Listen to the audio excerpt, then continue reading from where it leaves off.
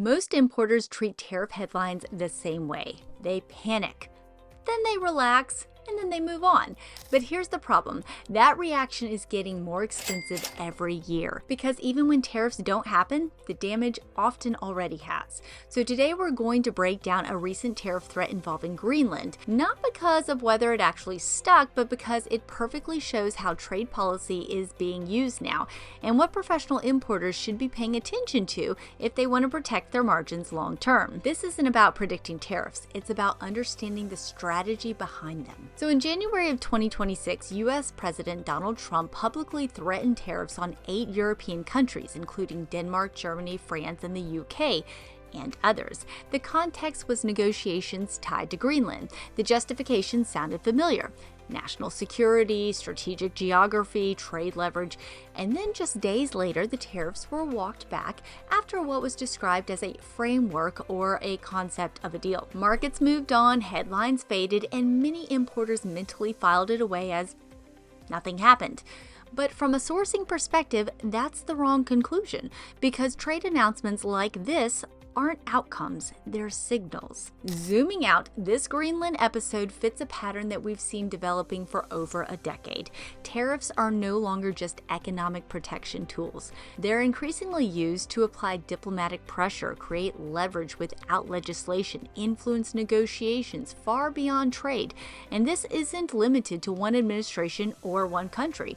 Governments globally are using tariff threats, export controls, and trade restrictions as flexible political instruments. For importers, that changes the risk landscape completely. The uncertainty alone, even without enforcement, can move prices, shift capacity, and disrupt planning. And that's where costs quietly creep in. Quick pause here. If this breakdown is helpful so far, hit that like button. It helps the video reach more importers and sourcing teams who actually need to hear this stuff, and it tells us to keep making content like this. All right. Let's get back to it. One of the biggest mistakes importers make is assuming tariff risk only applies to the countries that they source directly from. That's not how global sourcing works. Tariff threats influence supplier pricing behavior, freight market volatility, currency movements, negotiating posture across regions. When pressure hits European exporters, demand and capacity shift elsewhere, often towards Asia. So even if you source entirely from China, you can still feel the effects indirectly. Trade volatility spreads faster than tariffs themselves.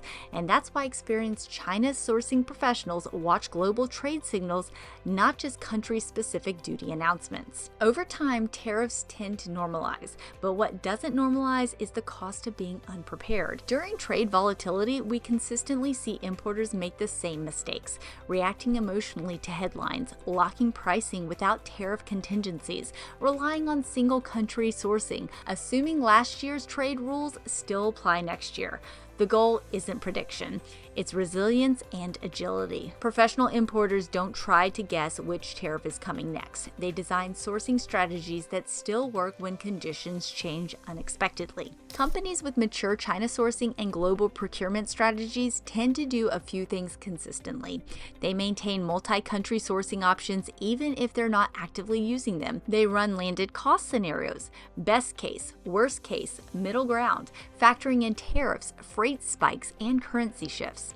They include clear tariff language in supplier agreements, reducing disputes when rules change. They stay flexible on Incoterms and shipping strategies so that they can adapt quickly. And most importantly, they monitor policy direction, not daily headlines. Daily news is noise. Policy patterns are signal. That's what real supply chain resilience looks like. The Greenland tariff episode reinforces a few truths importers can't afford to ignore. Tariff threats are becoming normal. Trade policy is increasingly strategic, not predictable, and volatility is no longer the exception, it's the baseline. If you want to win long-term, resilience has to be built into your sourcing model, not bolted on when headlines hit. Now I'd like to hear from you. Drop a comment below. How has trade volatility affected your sourcing strategy over the past few years? And if you want more practical insights on China sourcing, global procurement, and managing risk before it gets expensive, or more expensive, subscribe to the channel, and I'll see you on the next one.